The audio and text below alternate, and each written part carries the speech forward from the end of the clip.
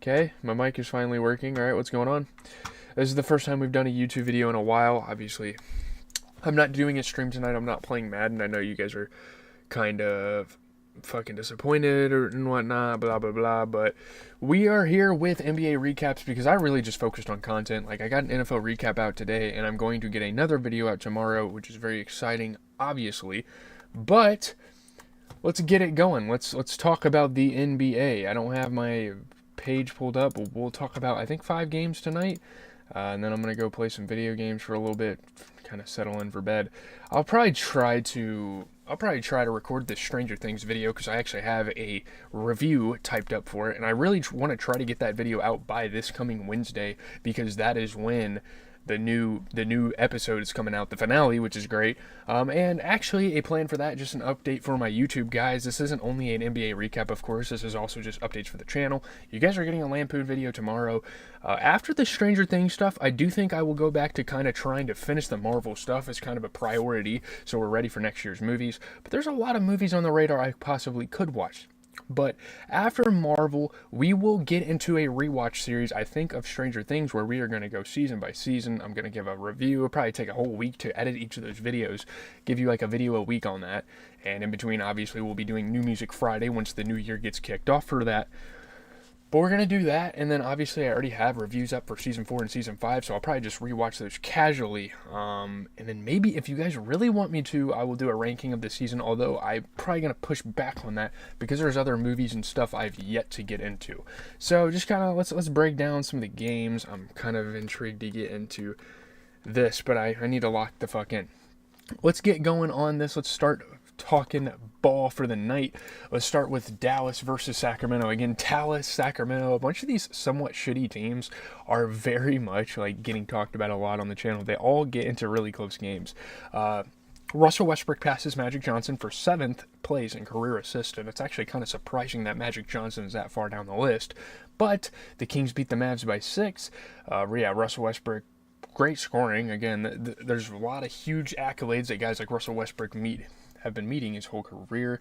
And yeah, the Kings get a win over Dallas, so that's fun. Again, not much of a basketball night. I didn't even really watch the afternoon football game. I was so locked in on content. I got to finish out this album list, but we are going... I watched the Packers game, obviously, because it's my favorite team, and yeah, we got our ass kicked, but it's fine. We don't talk about that. Dylan Cardwell, pretty nice lob threat guy. DeMar DeRozan obviously was playing some pretty tough basketball, and guys like Daniel Gafford can prove to be tough to score on. They got a lot of bigs and rim presence, especially a guy like Dwight Powell as well, who kind of fills in off the bench. But they were able to get it done, and let's kind of see how they did so. I'm going to open this pack while this ad's running. I don't know what the fuck is happening with my game right now. We get a Platinum Players, the daily deal, huh? That's pretty exciting. 78. It's gonna be a 78. I mean, these odds are pretty shit. So, I did see that, what's his name? Malik Willis had a really good game. So, honestly,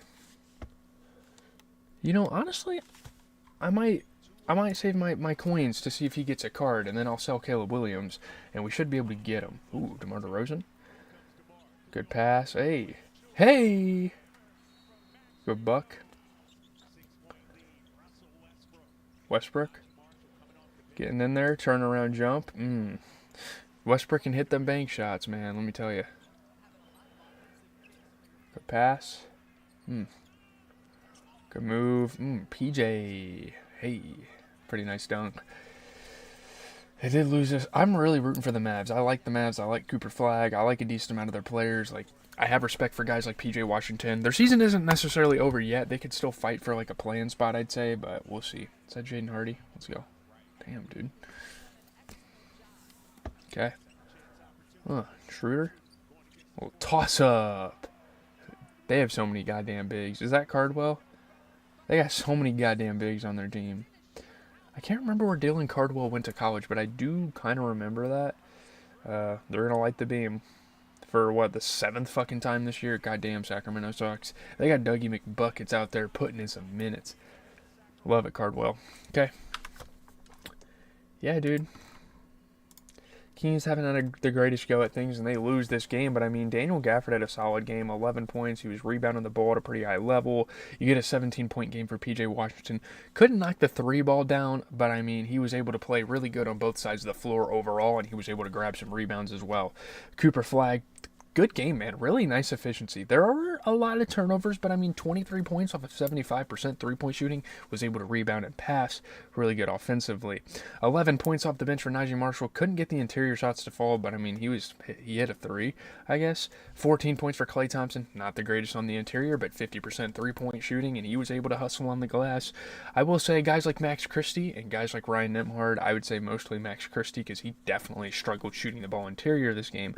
They definitely need to pick it up. And I mean, Max Christie can rebound, he can pass the ball, but was somewhat of an offensive liability this game. And I feel like they kind of failed to give guys like Naji Marshall and Klay Thompson minutes off the bench when, again, guys like Max Christie and guys like Ryan Nembhard back in that backcourt were struggling to provide the offense. You look at the Kings, you get a 19-point game out of Maxime Renard. He's been really good recently. 60% shooting, made a three, grabbed some rebounds, played really good on both sides of the floor. You get a 21-point performance for Russell Westbrook off of 50% shooting, was able to pass and rebound at a high level, as he always had. And again, that shows with him passing Magic Johnson. 21 points for Keon Ellis off of 50% three-point shooting. He's a really good two-way player. You know, he can play at the rim, he can play in the perimeter. Again, very good on all three levels. Dennis Schroeder put up 10 points off the bench. He shot 50% from three. Was able to facilitate a little bit as well as play good on both sides of the floor. So you'll love to see it. Shout out to the Kings. They get a shmubby. Moving on to Denver versus Orlando. Very close game, as I kind of predicted it would be. And there you go. Not much to really say here. We can kind of get into the highlights. 180th triple-double.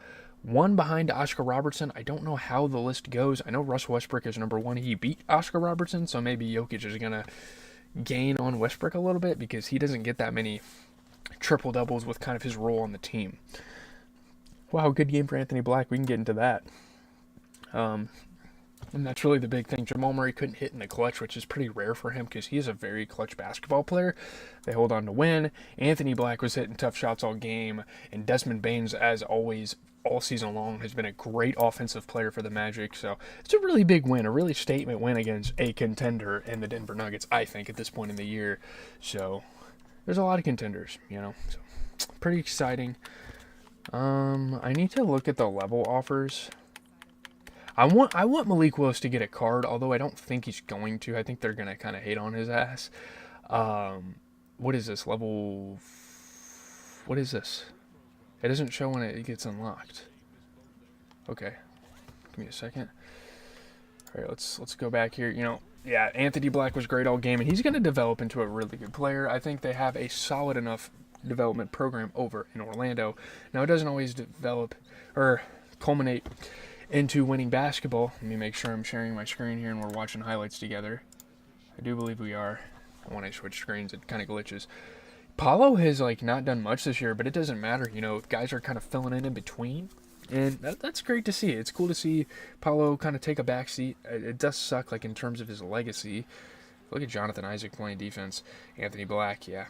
Anthony Black's a really good player. I don't know if he's ever going to be, number one option good. I don't know if he's going to have a Tyrese Maxey level of evolution, but I still see some pretty good things out of him. Yeah, there's Desmond Bane. Big time free throw shot.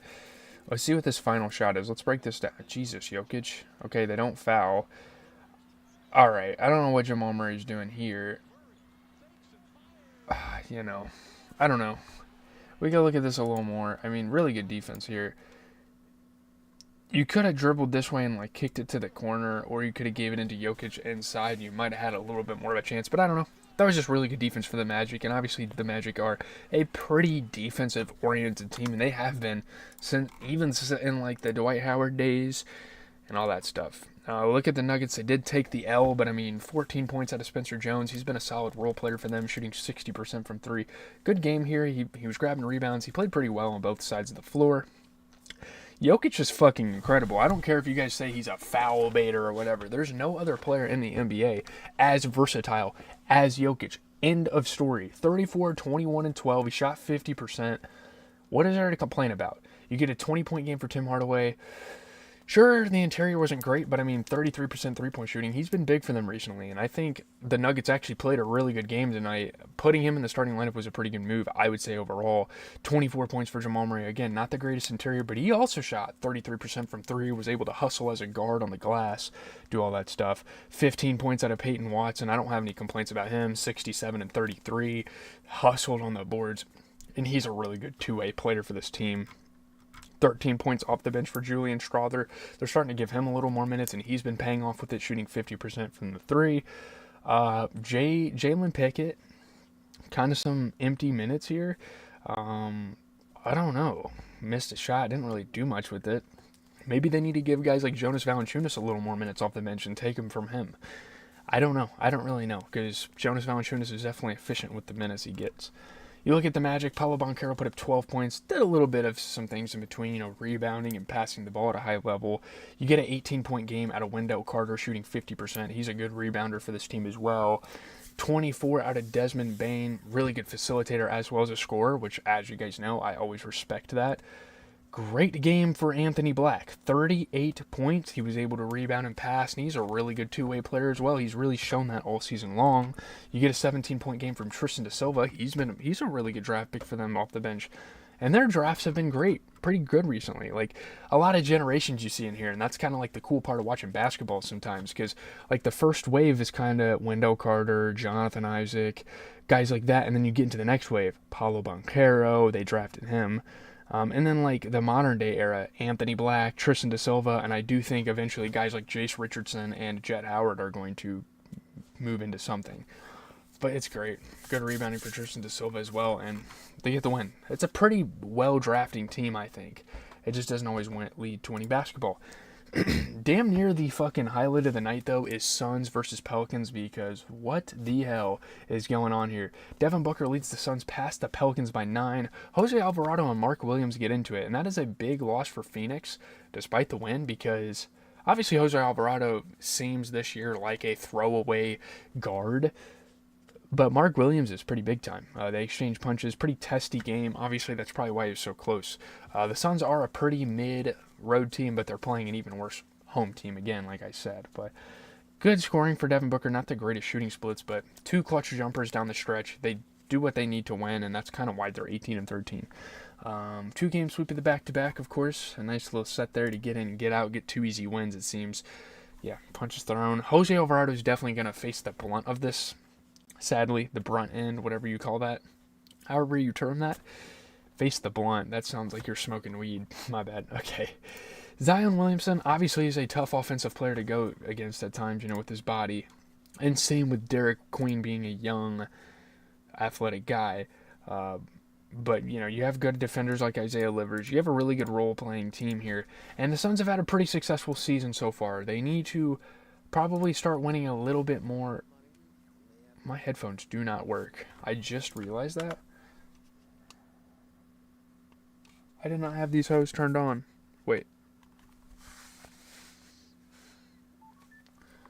I think I'm connected. I don't know where my desktop audio would go through, by the way. Okay, Stealth Gen 3. You guys should be able to hear it now. My bad. For the first 2 games, I was kind of cooked. Sorry. I wasn't really paying attention to it that much. And by the way, I'm continuing to edit my Stream Deck and to kind of up it a little bit so it looks cool. I need to probably edit my screens a little bit. I have my Streamlabs open. Yeah, I don't know. Okay, I'll probably work on that after this. I do need to figure out Spotify because I do need to have my own account. I'm not going to have this on super loud. Hey. A little shot for D-Book to start the game. Let's see. Zion body. Jesus Christ, what are we doing? Iguodala just way out of position on that play. Jose. I do need to see this fight. I don't know if they're going to... Ooh. A little fake from Trey. That is a bucket. I do want to see this fight. I don't know when this happened. Trey Murphy, goddamn. Okay. He was really trying to keep him in it, huh? They got guys that can play for sure. Sadiq Bey. Let's peep it. Ooh, Sadiq. Could have been a foul, but it's alright. Good. What the fuck is that, Brandon Ingram? Who is, or no, what's his name? Something Ingram. D-Book. Jesus Christ. Yeah, D-Book definitely delivers in the clutch, and it does suck that he hasn't won a ring yet. He had a chance, of course. Maybe they didn't clutch up. But we'll see. We'll see what's going on here. I do want to open this W fantasy pack. I'm going to see where the days take me going forward. Maybe I'll just stream me like hopping. Nah, I can't do that. I don't want to do that because it kind of affects like people coming here to watch basketball talk. Looking at the Suns, they won the game. 15 points for Royce O'Neal. He's a great rebounder for the team, solid at least. Dylan Brooks put up 18 points. He's a pretty good two-way player. He's had a solid season. 20 points for Devin Booker. He shot 33% from three. You get a 17-point game for Colin Gillespie. Very valuable guy for the team. Did a little bit of everything. He can play on both sides of the ball. He can rebound. He can pass. Do stuff like that. 10 points off the bench for Mark Williams. Despite getting ejected in 11 minutes of play, he still was a great rebounder. Very valuable piece. 16 points for Jordan Goodwin. He shot 33% from three. He was a really good hustle rebounder as well. 12 points out of Jamari Bouye. He made 2 threes. Gotta love that. Pelicans definitely struggled in this one. Trey Murphy, I don't have any complaints about him, though. He put up 24 off of 50-67 splits, and he was a great rebounder. Derek Queen, 21 points, 21 and 11. I mean, sure, he struggled on the interior, but he still ended up shooting 50% from three. He's had a really good rookie campaign so far, competing somewhat closely to guys like Con Knuppel and Cooper Flagg for that Rookie of the Year award. 17 points for Sadiq Bey. Couldn't get the threes to fall, but overall he shot 50%. He played well on both sides of the ball, was able to grab rebounds. You get an 18-point game for Jeremiah Fears. He is a rookie. I'm going to give him a break on his shooting splits because he's also a good hustle rebounder at that guard position. And then you get a 22-point game. Again, they have a solid strategy.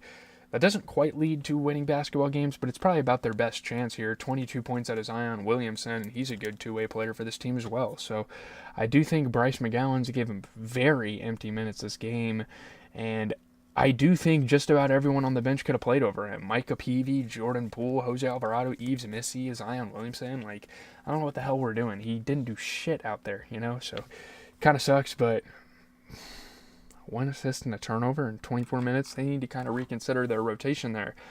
New York and Atlanta, honestly, I kind of feel bad for Atlanta because they lose so many close games.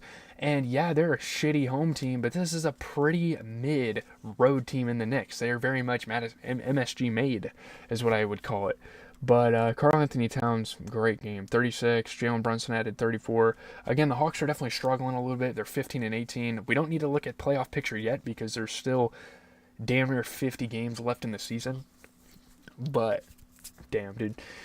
Great game for Karl Anthony Towns, rebounding and scoring. One of his best games we've seen out of him all year. Jalen Brunson doing his usual stuff, scoring the rock at a high level. Onyeka Okongwu played really good on the other end, though.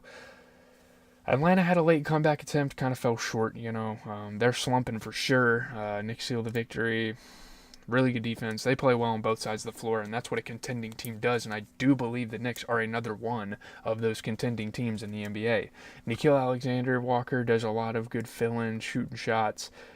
Obviously, Cat can score on all three levels, so that's great. And they had to go against some athletic young guys. Jalen Johnson's been a tough guy to go against all season, but they come through it, and that sounded so weird. My bad. But after this, I guess Milwaukee-Chicago's the only game we need to talk about, and then we can kind of get out of here. Oh, no ad, just straight action. I love this. Cat for three. You cannot leave that man open. I think he's been teaching everyone for a massive majority of his career that you cannot leave him open.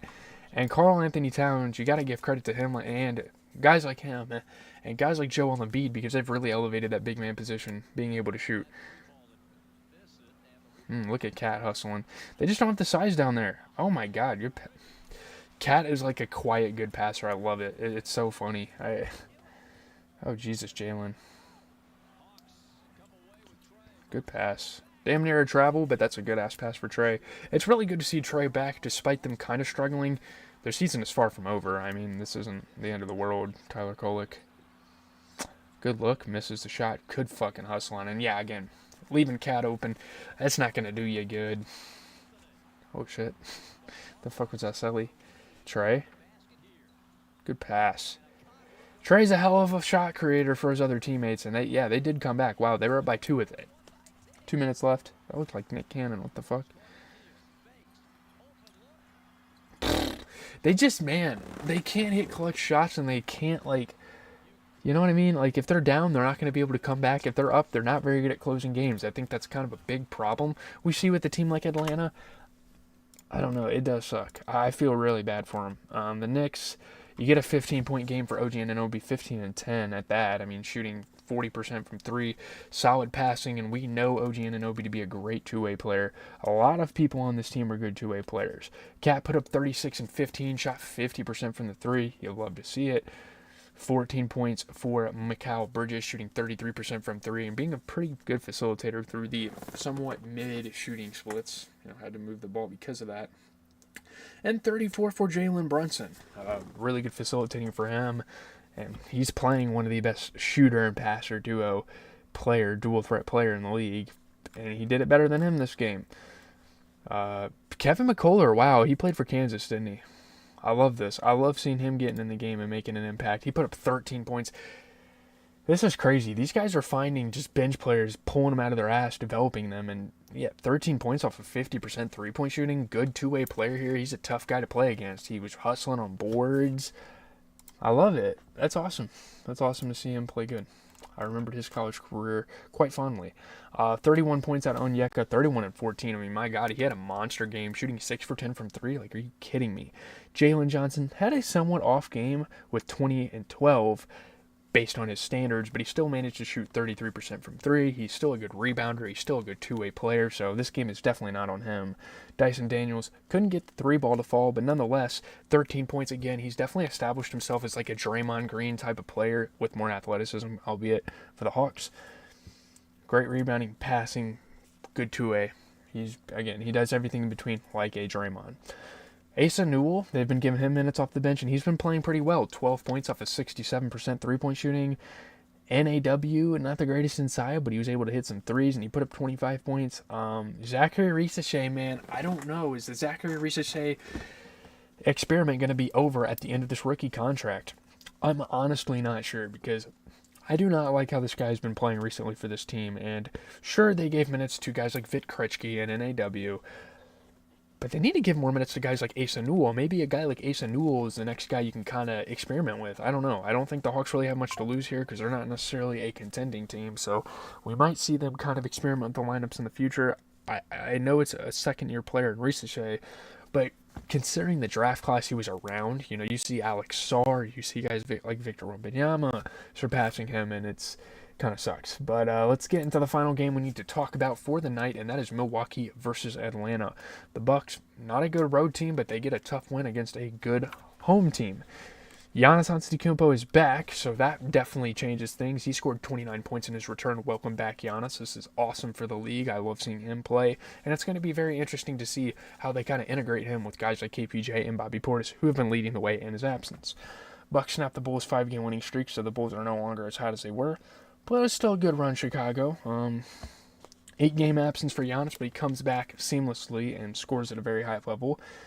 And this is great, and maybe this marks the turn in the Bucks season. Obviously, tempers flare. Giannis had a late windmill slam. He's foreign. He doesn't really know ethics around here. That's not even racist. That's like he just doesn't know how Americans see basketball. But Kobe White, great 3-point shooting. He's a tough guy to go against, but Giannis is just such a dominant player. It was kind of just Giannis versus Kobe White for some of the game. Pretty lopsided matchup, I would say. Yeah. Let's see what happens here. I don't know why you would pick a fight with Giannis. Y'all are pussies in Chicago. Probably the sweetest team in the NBA. Like, if I had a team that I wouldn't bring to me to a fight, it's probably the Chicago Bulls. I'm not even hating, bro. Like, genuinely.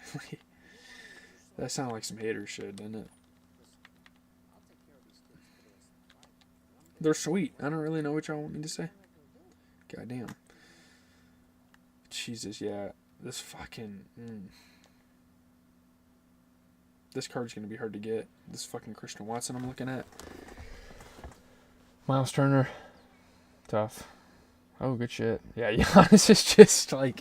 It's too easy. DeMar. Hey. Yeah, Derrick Henry is definitely getting a card this week. by the way. Hey. Hey. Let's go.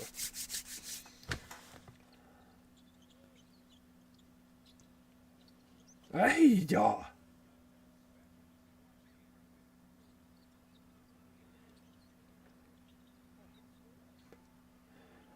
Kobe. Meme.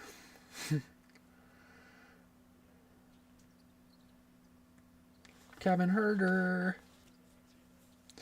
We'll have to peep it. We'll have to peep how them damn Chicago Bulls played. Oh, shit, Giannis. That was kind of some fuck shit. Let's see. Fucking Jokic, of course.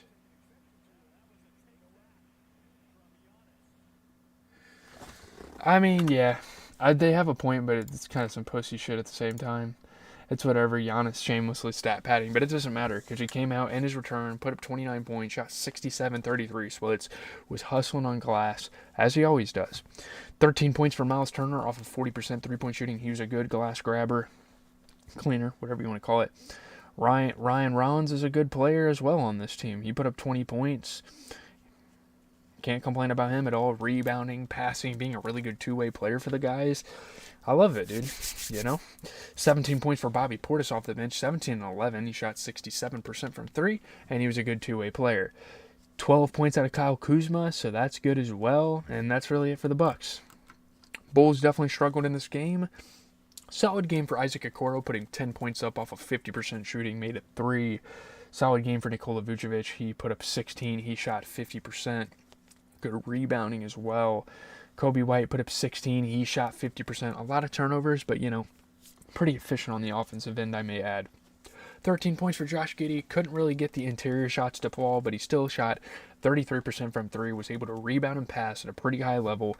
This was just spread out. I don't even know if the Bulls played terrible. I mean, I guess they kind of did. But Zach Collins put up 10 points off the bench. 10 and 10. Couldn't get the three ball to fall. Solid on the inside, though. 10 rebounds for Jalen Smith. They got really good board grabbers. They got really good backup bigs on this team. 11 points for Ayo Dosunmu. Ayo Dosunmu definitely struggled on the offensive end, but in terms of defense, he's always there. He's always hustling for this team. Not a great game for a little boozy Vert. He shot 33% from three, but couldn't really get the interior shot to fall and wasn't really providing anything else for this team. So pretty empty minutes for him this game. I honestly think, Zach Collins got some good minutes, but I honestly think they should start looking at guys like Ayo Dosunmu when you see Montes Buzelis struggle in events like this. So I think that's going to do it for the night. We can kind of preview tomorrow. I got a lot of content done today, so I'm very happy. I do think my Celtics will be able to handle the Trailblazers for once we have a somewhat easy game on our schedule. I think Toronto and Golden State will be a hell of a game. That'll be fun. I think the Thunder and the Sixers will be a good game, but I do see the Thunder beating them, of course. Grizzlies, Wizards, again, kind of a mid-off there, but I do think the Grizzlies get a somewhat easy matchup and they'll win that.